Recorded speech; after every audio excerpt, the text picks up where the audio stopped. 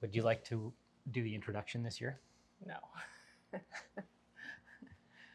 Just take a shot at it. We can edit it out. You never do. It's time for our annual review preview videos where we look back at what we learned about skis brand by brand in the last year, and we look ahead to what we expect to see next year. We're going to start with Fischer because they're alphabetically first. F comes before all our other brands. And also because there's the least new material coming from Fischer next year. Pretty much what we used this year is what we expect to see next year. However, there was a lot of new stuff this year, so we have plenty to talk about. And the obvious thing to discuss first as we look at the skate side of things is that DK construction, the helium ski, which a year ago we had only had very little experience with, a handful of pairs, and overall our experience wasn't awesome, although our customer feedback on the skis that we handpicked for customers was really good. This year we put a lot more of those out because in the race production, that model took over the universal 610 mold slot, which was the bulk of our business.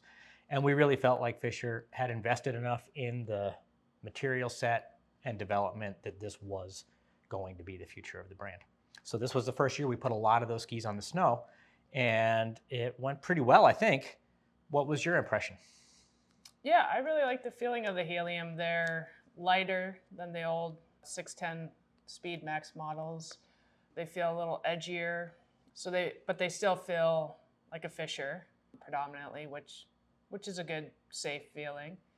So I really liked them on the whole. Overall, I liked them quite a lot as well, and customer feedback was really good.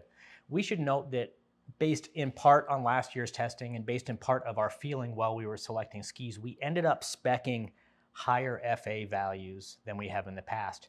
This is sort of a two-part thing. One of the parts is that Fischer changed their measurement equipment, their instrumentation year before last. We discussed that last year. We knew that coming into this year there were going to be different values, and we're still kind of getting used to that difference. It seems like the reported values, what's on the sticker is about 10% higher than what used to be on the sticker for the same ski.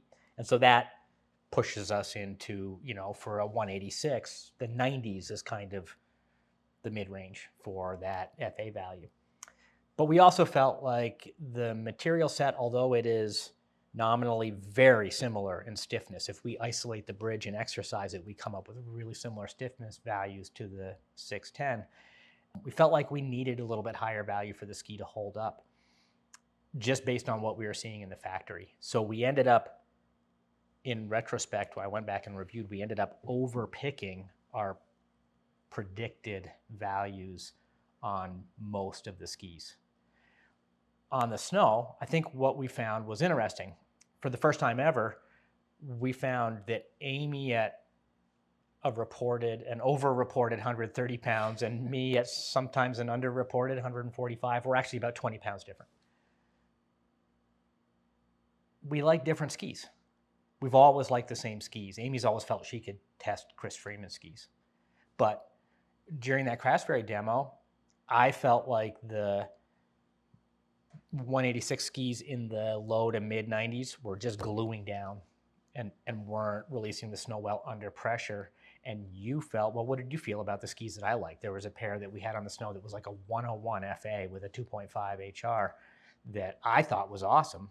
Yeah, it felt slow. I don't really recall that long ago, but I felt like I wasn't really expressing it down to a good level. So right. I liked the 94 FA. Right, and so for the first time, we found that we picked quite different skis on the same day. Normally we've found a good pair, and that was a good pair for both of us. And one of the real strengths of Fischer has always been his tolerance for a really wide range of weights. Mm-hmm.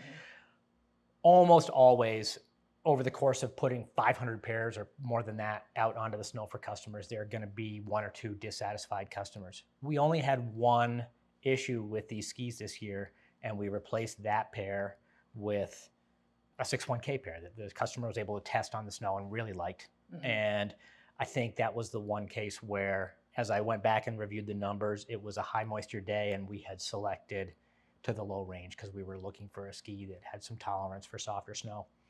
And I think that was a mistake. And I continue to feel that it's easy to miss on the low side, but that when we go too high in the values on the DK, as you found, might get hard to express. So we're experiencing a slightly narrower window of fit.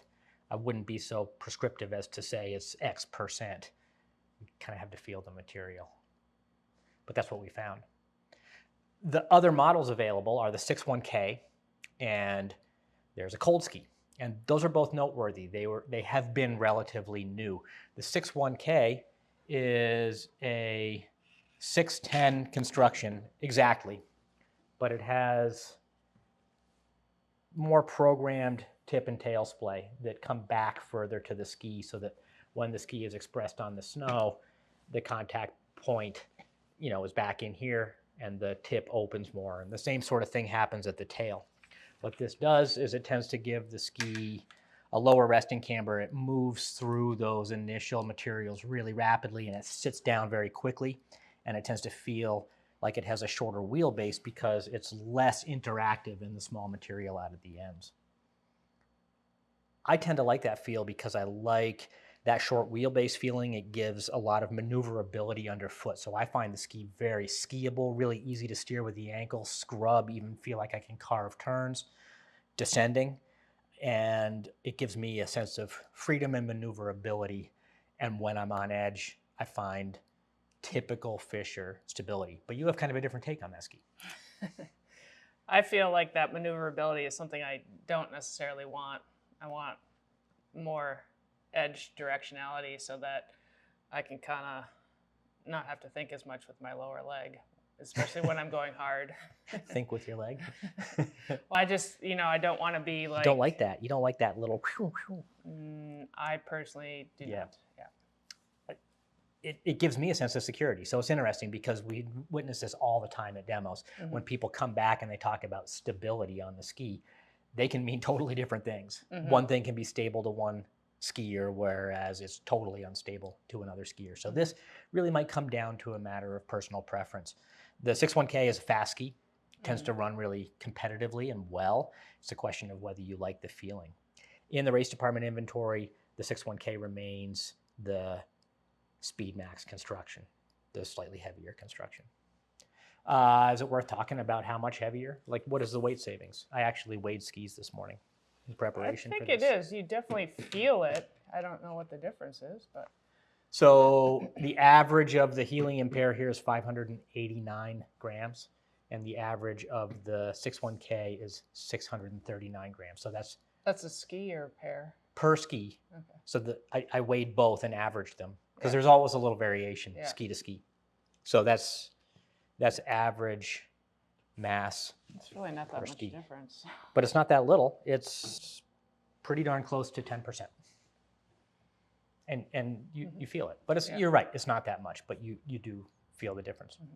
The other ski that we don't have too much to say about is the cold model ski that was released to racing last year. This is just a 610 cold, no new construction. What it has is this 31 base. It's actually a 231, but they stamp it 31. This is a racing base that was introduced in Beijing. We planned to grab more of these last year, but they were in very limited supply.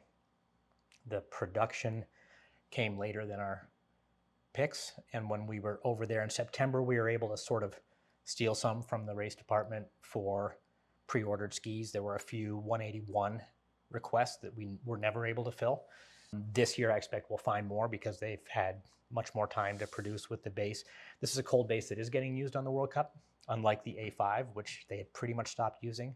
We've had good luck in North America with the A5, mostly because of that dedicated colder camber with longer contact areas. The ski has that, but I think it's a better base. And unfortunately, although we did have a ski selected for us to test, we didn't see very cold. We never got it on the here. snow. Yeah. We got good feedback from customers. Only 10 or 12 pairs of skis were able to be selected and sent out for customers. In general, that feedback has been very positive. So that's good. Again, SpeedMax construction. Okay, classic skis. I think you described Fischer Classic skis the best when you said they're just kind of the workman skis. And to me, I've always been a huge fan of Fischer Classic skis. I know what to expect. I know how to wax them. If the wax isn't right, I know how to adjust them. Super easy to get what I want out of Fischer Classic skis. And this year when we went to select, the cambers looked amazing. They just looked like they made great skis across the board. They did. I think it was a really good production season. They're really zeroing in on things.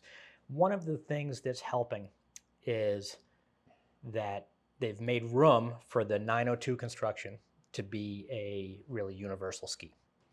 The 902 was introduced years ago. It's the ski with a split tip and tail, but more importantly, it's a camber that has steeper shoulders, so you have more decisive pocket characteristics in it. It was developed ages ago. The rumor from the racing guys that I first heard was that it was because the Finns were taking their skis and putting them in the sauna and clamping the tips and tails open. So it got introduced as a soft track ski, kind of like the 61K, but in fact it's a universal ski with an open tip and tail, which there are plenty of conditions where that's beneficial. And in classic tracks, it's almost never a liability because those classic tracks get beat up with more traffic concentrated in the little groove. So that 902 camber ends up being really universal in terms of its glide characteristics. The issue has been that has been their Clister ski, but it's also been a really universal ski. And in production, from year to year, it's always been a little bit of a question is like, are they making a universal pocket ski that we can select for hard wax? Or is this nudged toward the Clister side of things with a little harder end flex and, you know, a higher pocket that's really built in there for carrying Clister? That would be a shorter radius in the bridge camber. Last year, they introduced a Clister-specific 902, and it still just says 902 on the tip. It looks pretty much identical. It might be stamped 902 instead of 9Q2, but the big difference is it's an N15 instead of an N07 ski. It's a Clister-specific camber. It's set up with that higher, more Clister-specific pocket. We selected some this year for specific Clister conditions. They're great to work with. I expected perhaps that they would shorten the pocket a little bit because that's something we see in racing. A short, high pocket tends to run really fast in sloppy, wet conditions, but it's still got that sort of universal pocket length and shape, just carrying height dialed up, and they offer it with stiff laminates, which is, I think, really important. The higher pockets tend to bridge out a little longer and are made to kick from a higher position. So although the FA values measure higher, it takes more force to flatten them out. The skis are designed to be skied with more room underfoot. And so where you're actually kicking them, they tend to be quite soft. And the added laminate strength, I believe, of a stiff laminate gives you better force transmission to the ends of the pocket, better early engagement of that kick. It does dial up the stiffness a little bit, but when you're kicking a high active bridge, I think that added stiffness is a benefit. It's also available with the medium laminates. Anytime you're looking at medium or stiff or soft in Fischer, you're talking about material differences in the reinforcing laminates. So the stiff laminate is pure carbon. The medium is a mix of carbon and glass fiber, and the soft is always just glass fiber. So the cool thing now is that the normal 902 production is really a universal ski. It's been kind of purposely made to handle a very wide range of hard wax, Clister covered conditions, or possibly thin Clister. It's not a super high Clister ski. If you pick a stiff one, a high value ski for a light skier, it can be really useful for Clister. We've continued to do that because we know the ski really well and we hadn't tested the other. Typically we see higher HR values or half weight resting camber values in relation to comparable FA values, implying a little higher activity in the ski. But in general, both values go up. Doesn't mean the ski's harder to kick, it just means it's meant to carry more wax. The thing that Fischer does better than anybody is control the shape of the pocket, that residual camber, the amount of pocket left open once the ski is closed under the load, underfoot, which really allows you to steer the amount of angular force contribution, the shape of that opening, which controls the running speed of the ski. I mean, you can be so purposeful picking Fischer pocket shapes because they're so purposeful manufacturing them. You know what you're going to get. I think with the early 802 Speedmax skis, they were too flat and they were often really slow. But in the last couple of years, they've been making great 802s. We've had really good use for them. That's it for Fischer. No cosmetic change this year. That's a 3-year cosmetic cycle they're on. They did that during COVID, and they've kept it now. Thank you, Fischer. You like that, actually? I do. I like the rhythm of change. Okay. I don't know. I'll be eager to see what the new one looks like. Yeah. But the yellow skis still look pretty fresh, so we'll keep putting them out there.